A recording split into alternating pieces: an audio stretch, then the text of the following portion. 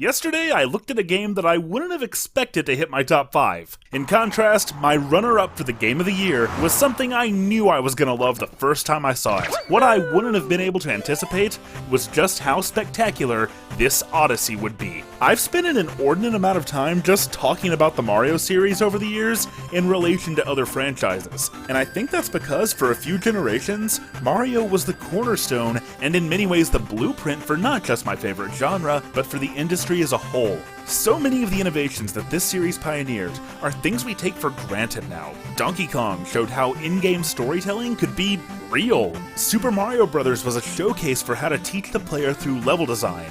Or look at pretty much everything about Mario 3, a title that in its time pushed game design further than anything ever had.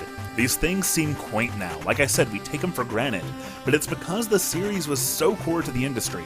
It was like the vanilla ice cream of gaming, the capstone against which everything else was compared. However, I was too young to really experience Mario when it was at the true height of its influence. Don't get me wrong, I played these games and I loved this series, but there were always other games I loved more. Yet that influence is exactly why I end up talking about Mario so much when I describe the things that I loved growing up. Every other platformer owes so much to Mario, and they set themselves apart by rejecting or iterating on the concepts this series established. The one and only time when I was there in real time, when I did get to experience what a revolutionary force Mario could be, was when gaming made the jump to 3D. All the rough edges around Super Mario 64 are laid bare now, but in 1996, to just be able to run around in circles outside the castle, it set the standard for what a three-dimensional video game was supposed to be. The series since then has seen some wonderful titles, and also Sunshine, but seriously, not since 1996 has anything been so fearless,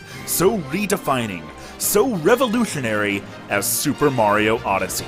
While it's not quite as much of a paradigm shift as Breath of the Wild, Odyssey is certainly cut from the same cloth, sometimes radically changing what it's meant to be Mario. It iterates on, and in many cases reinvents the concepts that make those old 3D platformers seem so clunky nowadays. Having a bunch of playable characters always helped with variety, but switching between them could be tedious. Odyssey's capture mechanic fixes this while giving the developers the freedom to extend that variety into imaginative places that it's never been before. The biggest reason that I'm not a completionist is because 99% of the time, at some point, collecting everything in a game will stop being fun. Marking off a checklist just isn't rewarding to me for its own sake, but Mario Odyssey is an anomaly. It features more than 700 moons to collect, and yet I haven't gotten tired of them yet. Every single one seems justified, as if they're pushing into every crevice of what this world could be.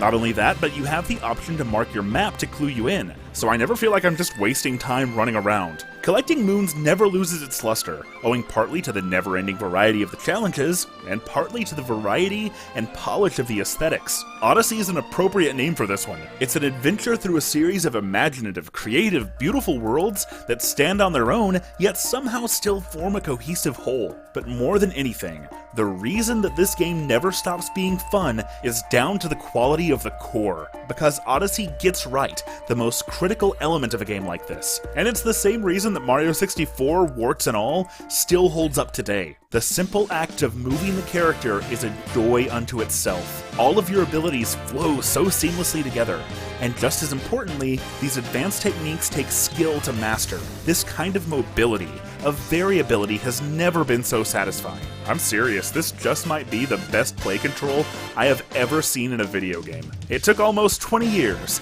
but Nintendo has finally made a collectathon to rival Banjo-Kazooie. Super Mario Odyssey is nothing less than the renaissance of the 3D platformer. Now, maybe if Nintendo could spell the name of their own beloved character correctly, it would have made #1. I'm joshing ya. There's nothing that could have taken the #1 spot away from the game that earned it. Next time, the countdown concludes with my selection for the 2017 Game of the Year. Oh, come on, what else was it gonna be? Keep geeking.